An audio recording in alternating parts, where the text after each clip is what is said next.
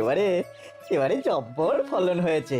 সারাদিন মাঠে পড়ে থেকে ঘাম ঝরিয়েছি, আর তাই আজ এই সোনার ফসলে মাঠ একেবারে ভরে গেছে।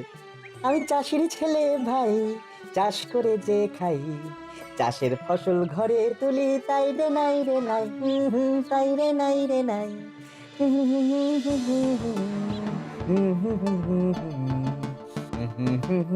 আরে আরে, তুই এখনো মাঠে ফসল কেটে যাচ্ছিস? এখনই সব ছেড়ে ছুড়ে চলে আয়। আরে আরে হয়েছেটা কি? আরে তোরা তো হাঁক ডাক করছিস কেন? এক্ষুনি ঘরে ফিরে চল, ঘোর বিপদ আসছে। ফিরে যাবো বললেই হলো? মাঠে গরু বাঁধা আছে, ফসল কেটে গরু নিয়ে তবে তো ঘরে ফিরবো। আমাদের সাবধান করার কথা সাবধান করলাম, এবার তুই যা বোঝ। সে আবার জেগে উঠেছে, আবার আবার সব তছনছ করে দেবে। পালা পালা পালা। কিন্তু কিন্তু আমায় যে গরু তুলতে নদীর ধারে যেতে হবে। যাই যাই, সেখানেই যাই তাহলে।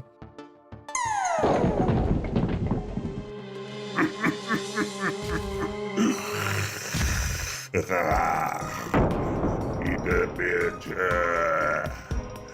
আমার খুব খিদে পেয়েছে।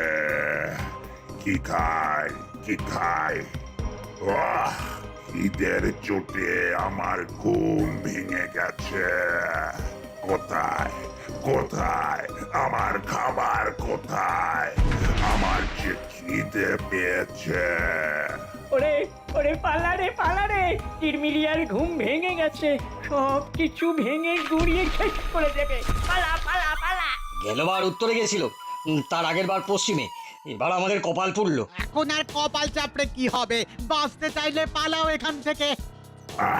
আমি কিরমিরিয়া, আমাকে ভয় পায় আমার ছায়া।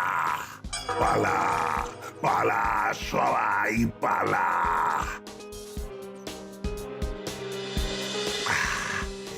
গলাটা বড্ড শুকিয়ে গেছে, যাই আগে দু ঢোক জল খেয়ে নি।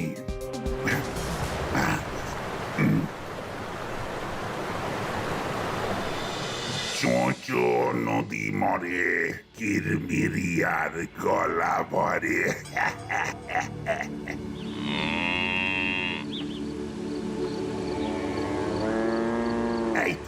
এই তো হাতের কাছেই খাবার পেয়ে গেছি, আগে এই কটাকেই তুলি।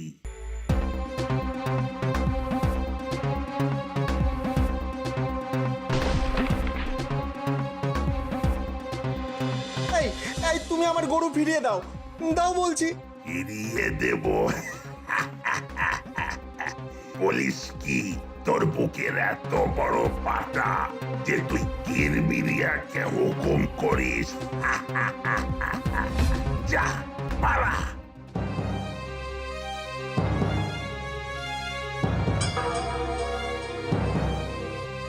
এই যা জোগাড় হলো, তাই টাটকা টাটকা সাবার করে ফেলি আগে, পরে না হয় আবার আসবো।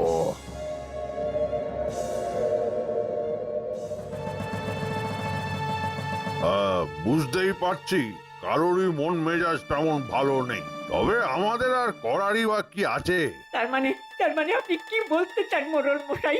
ওই দৈত্যর হাত থেকে আমাদের মুক্তি নেই? সবই আমাদের ভাগ্যের হাতে ছেড়ে দিতে হবে। কিন্তু এইভাবে ফসল নষ্ট হলে, বাড়ি ঘর দোর ভেঙে গুঁড়িয়ে গেলে আমরা বাঁচবো কি করে?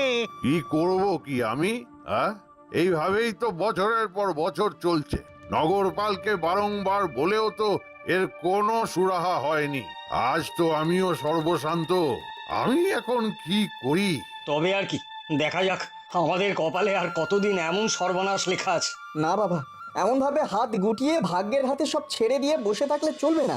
আপনারা আপনারা একটু শান্ত হন। আমি অন্তত আর চুপ করে বসে থাকতে পারবো না, অনেক হয়েছে, আর নয়। তার মানে কার কলজের জোর এত যে ওকে থামাতে পারে? ওই কিরমিরিয়া তো মূর্তিমান বিভীষিকা। কেউ পারুক না পারুক, আমি অন্তত একটা চেষ্টা করব, তাতে আমার প্রাণ যায় যাক। আমি আমি আর মুখ বুঝে তোমার অপমান সহ্য করবো না, আর কিরমিরিয়ার এই অত্যাচার সহ্য করবো না।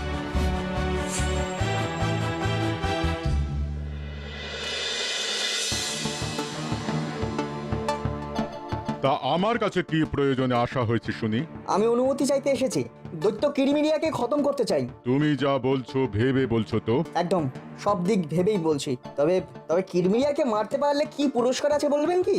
তোমাকে দেখে তো বেশ শক্ত সামর্থ্য মনে হচ্ছে, আর কথাবার্তা শুনে বুঝতে পারছি তুমি নিতান্তই দুঃসাহসী আর ডাকাবুকো। তবে যত যাই হোক, তুমি কি কিরমিরিয়ার শক্তির সঙ্গে পেরে উঠবে?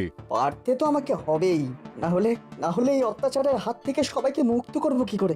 তাহলে শোনো, আমি যতদূর জানি ওই দৈত্যের গুহা হলো ধনরত্নের ভাণ্ডার। তুমি যদি সত্যিই ওকে মারতে পারো, তবে ওই ধনরত্ন সব তোমার হবে। বেশ, আমি চললাম। 7টা নয় 5টা নয়, তুই আমাদের একমাত্র সন্তান। তোর যদি কিছু হয়ে যায় তবে আমাদের কি হবে ভেবে দেখেছিস? তোমরা এত ভেবো না, আমার কিচ্ছু হবে না। কিন্তু এইবার তুই যে একা, ওই গ্রামের আর কেউ তো এগিয়ে এলো না। সবাই তো ভয়ে ঘর দৌড় হেঁটে বসে আছে। কাউকে দরকার নেই, আমি একাই যাব। ভয় করো না, আমি খালি হাতে যাচ্ছি না। সব জিনিস আমি একেবারে গুছিয়ে নিয়েছি, কিচ্ছু চিন্তা করো না।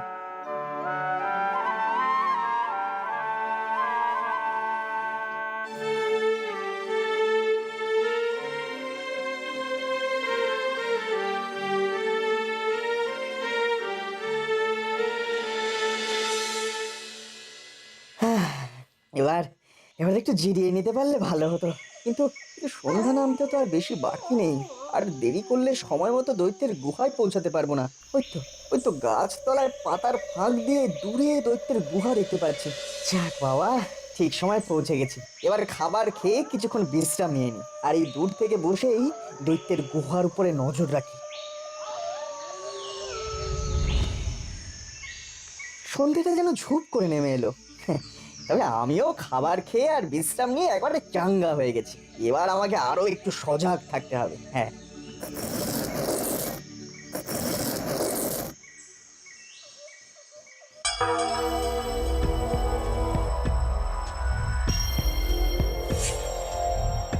আরে আরে, ওই তো বেরিয়েছে দৈত্যটা। কিন্তু কিন্তু এ কি? ও তো পাশের ওই ছোট গুহাটায় আটকে রাখা একটা গরু তুলে নিয়ে গুহায় ঢুকে গেল আবার।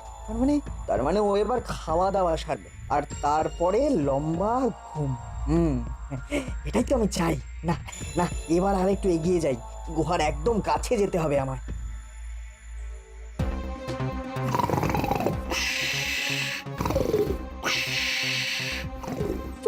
বাবা রে বাবা, নাক ডাকার কি আওয়াজ! মনে হচ্ছে মেঘ গর্জন করছে।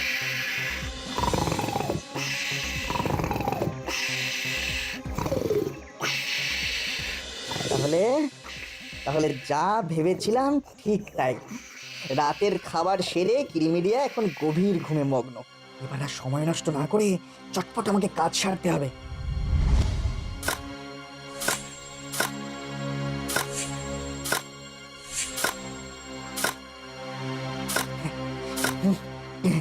থামলে চলবে না। হাত চালিয়ে ভোর হওয়ার আগেই কোদাল দিয়ে মাটি কুপিয়ে গর্ত খোঁড়ার কাজটা শেষ করতে হবে।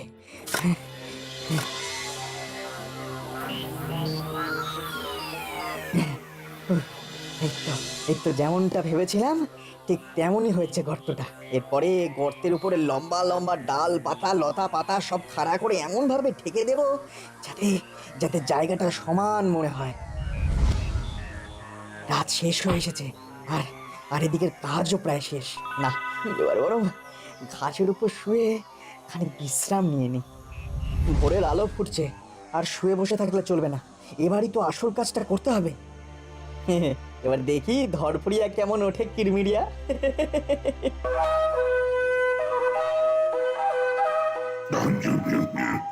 এটা কি? কিসের শব্দ এটা? বন্ধ করো, বন্ধ করো, এক্ষুনি বলছি বন্ধ করো। কে রে তুই, ছোকরা? এত বড় সাহস তোর, আমার ঘুম মাটি করতে এসেছিস? তারা এক্ষুনি তোকে পিষে মেরে কাবাব বানিয়ে নাস্তা সারবো আমি।